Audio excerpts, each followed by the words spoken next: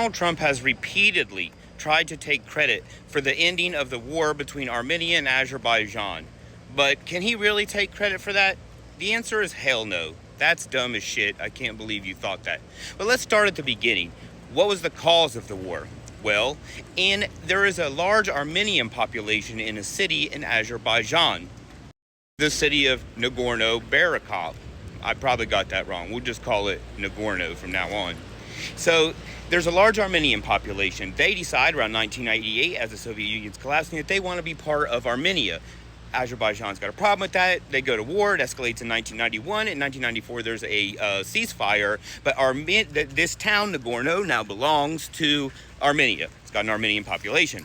1994, we got a ceasefire.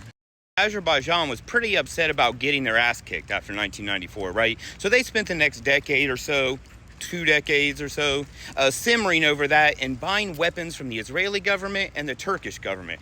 Lots of weapons. And in 2020, some skirmishes started to break out.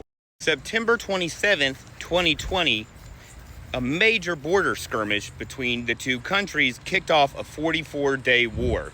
During the 44-day war, Azerbaijan handed Armenia their asses. They took back about 7 districts and 1/3 of the original Nagorno territory.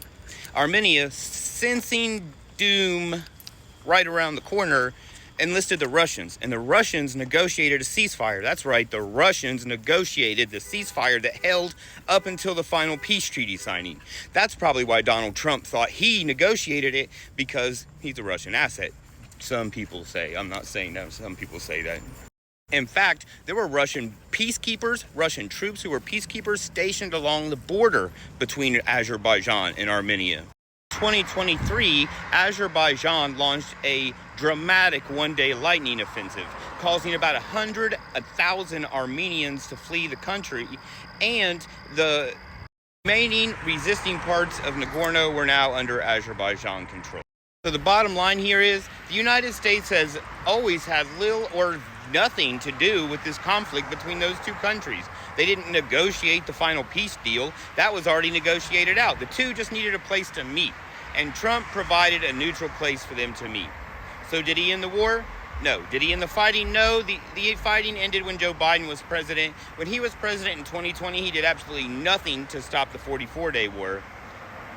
So when Donald Trump claims credit as the peace president and deserves the Nobel Prize, just know, that's absolute nonsense. All the White House did was provide a place for the two leaders to sit down and sign an agreement they had already written.